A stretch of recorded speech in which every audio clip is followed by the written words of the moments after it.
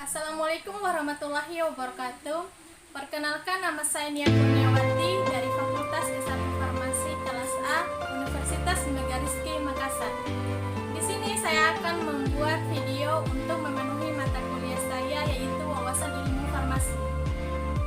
Di sini juga saya akan menjelaskan 3 poin yang penting. Yang pertama, definisi farmasi, yang kedua, sejarah farmasi, dan yang ketiga, bentuk pendidikan farmasi di Indonesia. Poin yang pertama, definisi farmasi. Siapa yang nggak tahu farmasi itu apa? Dan banyak pula orang yang tidak tahu pekerjaan seorang farmasi itu sendiri. Farmasi berasal dari kata farmakon yang berasal dari bahasa Yunani yang berarti racun atau obat.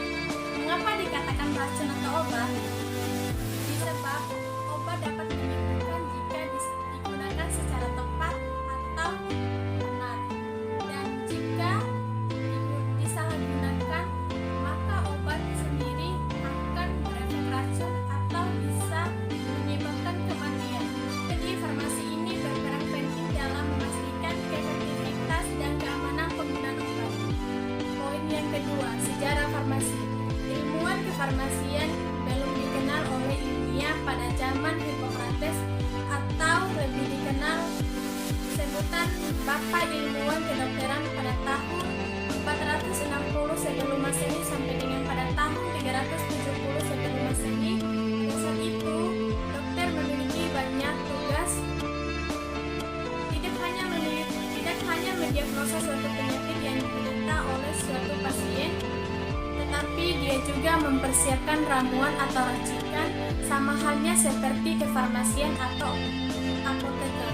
Seiring perkembangan sama ilmu kesehatan, masalah penyediaan obat semakin rumit, sehingga diperlukan keahlian tersendiri.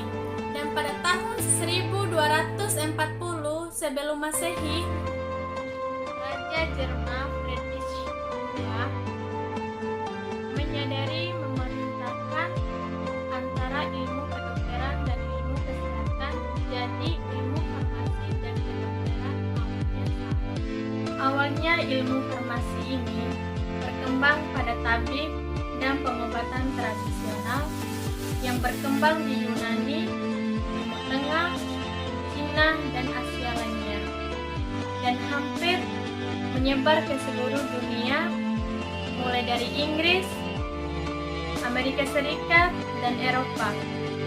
Poin yang ketiga yaitu bentuk pendidikan farmasi di Indonesia.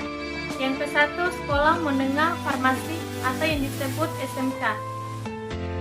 Sekolah ini sama halnya SMA atau MAN yang sederajat, yang ditempuh selama 3 tahun dan dapat dilanjutkan ke jenjang seperti D3, D4, serta S1 farmasi. Yang kedua, yang ada diploma D3 farmasi. Pendidikan ini ditempuh selama 3 tahun dan gelar yang didapatkan ahli madya farmasi. Yang ketiga, D4 farmasi, sarjana terapan farmasi, yang ditempuh selama 4 tahun. Yang keempat, serata 1 farmasi. Pendidikan ini ditempuh selama 4 tahun dan gelar yang dapat diraih ada 2 macam. Yang pertama, sarjana sains teknologi dan prodi klinik komunitas farmasi. Yang kelima, profesi apoteker. Pendidikan ini ditempuh selama 1 tahun dan gelar yang didapatkan apoteker atau disingkat APT. Yang keenam, serata 2 farmasi atau magister. Pendidikan ini ditempuh selama 2 tahun dan gelar yang didapatkan magister sains. Yang ketujuh atau yang terakhir, serata 3 farmasi dan program doktor. Pendidikan ini ditempuh selama 3 tahun dan gelar yang didapatkan doktor. Mungkin itu saja yang dapat saya sampaikan. Lebih dan kurangnya saya mohon maaf. Wassalamualaikum warahmatullahi wabarakatuh.